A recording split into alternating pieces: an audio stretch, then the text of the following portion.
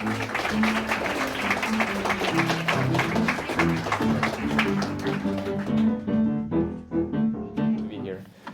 it's a warm morning, Monday morning, 2008 in New York.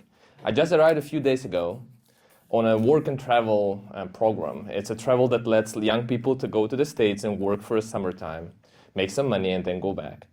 The problem was that the company that sent me there screwed me over, so when I arrived, there was no job waiting for me.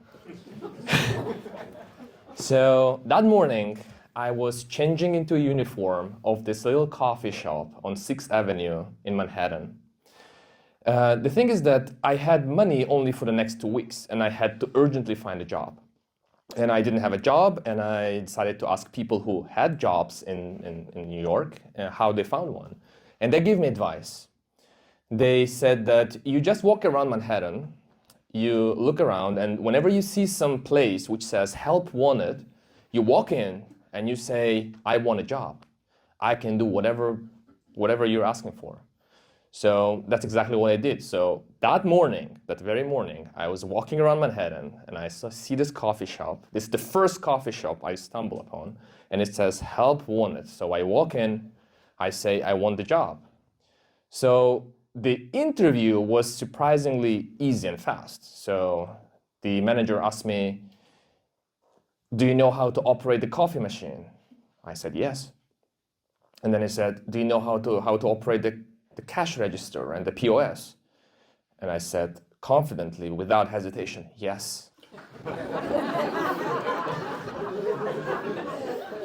And then he said, all right, your shift starts in 5 minutes, go change. You see, I wasn't expecting that answer because I thought I would start maybe next week. I would have time to go and Google things, maybe ask some people. But here I was changing into the uniform of the coffee shop in Manhattan, starting my shift. And I stand behind the counter and the doors open and the first customer walks in. So the manager looks at me and nods. I know exactly what's expecting of me, right? So I say, morning, what can I get you today? And the guy says, 1 black coffee and 1 bagel with cream cheese. And I'm a little bit nervous at the order because where I come from Tajikistan. It's a small country in Central Asia, all right? In 2008, we were still just recovering from the civil war in the 90s. So I didn't catch up on what Americans eat yet, right?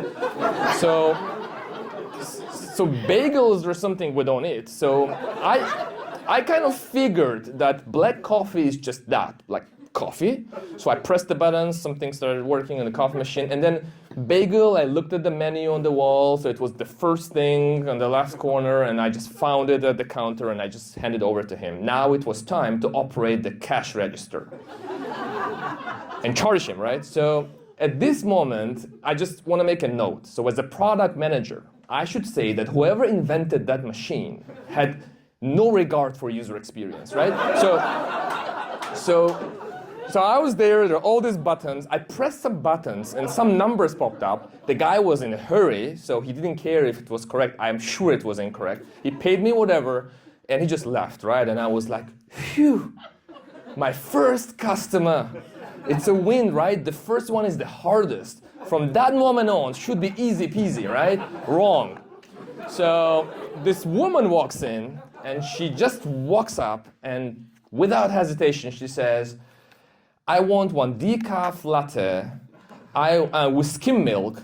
Then I want 1 plain white with half and half, and cinnamon bagel with cream cheese, right? At this moment, if I said that I was confused by that order, that would be an understatement, because I was in full panic mode, right? You see, in Tajikistan, when growing up, the only coffee I knew was Nescafe instant coffee 3-in-1. And to be fair, we also didn't have different types of milk. We had only the milk. So if you don't know about American cuisine, so skim milk is essentially zero-fat milk, And then there is a full cream milk, and half and half is just when you mix them both, right? So now I know, but back then I didn't know. So I turn around, and I have no clue what to do. So I start pretending that I'm making the coffee and thinking about what to do. Like, should I ask her again? But if I ask her again, she will tell me the same thing, and I don't know what that is. So I'm pretending, then I pick back, and oh my God, I see this line. More people came in. The thing is that this order coincided with the time when Manhattan gets active and busy, so many people are behind her. The line now extends beyond the coffee shop, and I'm sure it's so long that it connects with the line in the Central Park waiting for the ferry that goes to the Liberty Island, that long, right? So I don't know what to do, I'm faking, and the manager comes to my rescue. So he comes up and says, all right, go change, return the uniform, and get the hell out of here.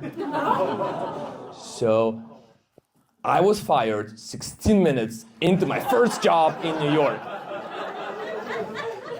So the take-home learning for me was that fake it till you make it is actually shitty advice. But on the other hand, now I have a story about how I absolutely didn't make it in New York. Thank you very much.